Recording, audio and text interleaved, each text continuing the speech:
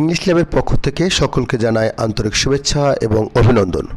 প্রিয় শিক্ষার্থী বন্ধুরা, আজকে কমপ্লেক্স টু সিম্পলের লেকচার 2 নিয়ে আলোচনা হবে। এর আগে লেকচার 1 নিয়ে আলোচনা হয়েছে। লেকচার 1-এ ছিল 1 থেকে 5 পর্যন্ত নিয়ম। আজকে লেকচার 2-এ 6 থেকে 11 পর্যন্ত নিয়ম থাকবে। প্রত্যেকটা নিয়ম খুব ধারাবাহিকভাবে খুব সুন্দরভাবে করার চেষ্টা করবে।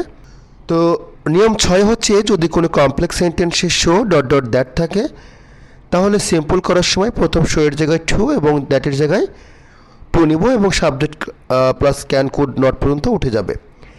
আমরা এখানে এক্সাম্পল দেখতে পাচ্ছি, the work is show difficult that we can not do it.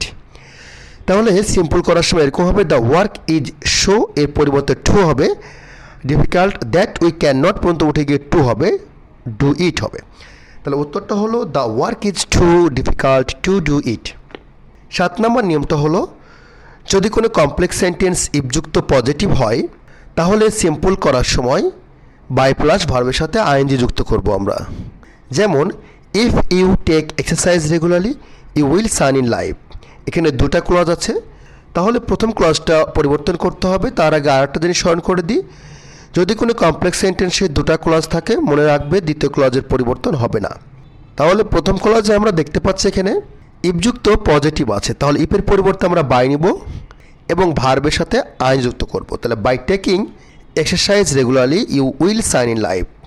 8 number হচ্ছে, যদি কোনো কমপ্লেক্স সেন্টেন্সে ইফযুক্ত নেগেটিভ হয় অথবা আনলেস থাকে তাহলে সিম্পল করার সময় উইদাউট প্লাস ভার্বের সাথে আইএনজি নিব।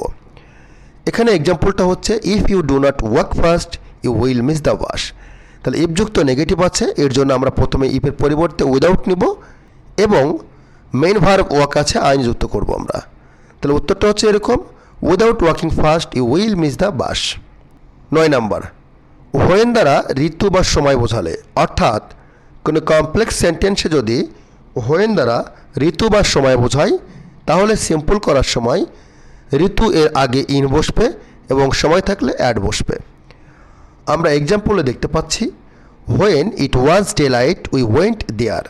তাহলে প্রথম ক্লজে হোয়েন যুক্ত সময় বোঝাচ্ছে, তাহলে সিম্পল করার সময় হোয়েন থেকে ইট ওয়াজ পর্যন্ত উঠে যাবে এবং অ্যাড বসাবো, যেহেতু সময় বোঝাচ্ছে এখানে, at daylight we went there. 10 number নিয়মটা হচ্ছে, যদি কোনো কমপ্লেক্স সেন্টেন্সে হোয়েন দ্বারা বয়স বোঝায় তাহলে সিম্পল করার সময় অ্যাট দ্য এজ অফ হবে। তাহলে প্রথম ক্লজে আমরা দেখতে পাচ্ছি হোয়েন দ্বারা বয়স বোঝাচ্ছে, অর্থাৎ when he was 5 years old he came to the orphanage.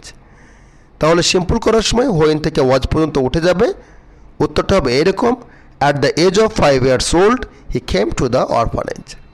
11 number নিয়মটা হচ্ছে, যদি কোনো কমপ্লেক্স সেন্টেন্স চলমান বোঝায় বা হোয়াইলযুক্ত চলমান বোঝায় তাহলে সিম্পল করার সময় হোয়াইলের পরিবর্তে অ্যাট দ্য টাইম অফ হবে এবং হোয়াইলের পরে যে সাবজেক্ট থাকবে সে সাবজেক্টের পসেসিভ ফর্ম হবে। তাহলে কমপ্লেক্স প্রশ্নটা এভাবে আছে, while we were waiting for the coffee the head waiter bought a basket full of fishes. তাহলে সিম্পল করার সময় হোয়াইলটাকে বাদ দিয়ে অ্যাট দ্য টাইম অফ লিখব এবং উইটাকে পসেসিভ হবে আওয়ার। তাহলে at the time of our waiting for the coffee the head waiter bought a basket full of fishes. তো প্রিয় শিক্ষার্থী বন্ধুরা, এই ছিল আমাদের কমপ্লেক্স সেন্টেন্সের কমপ্লেক্স থেকে সিম্পল সেন্টেন্সের দ্বিতীয় লেকচার। এরপরে আমরা কম্পাউন্ড থেকে সিম্পলের তৃতীয় লেকচার নিয়ে আলোচনা করব। সে পর্যন্ত ভালো থাকবে, ভিডিওগুলো বারবার দেখবে। ধন্যবাদ। আসসালামু আলাইকুম ওয়া রাহমাতুল্লাহ।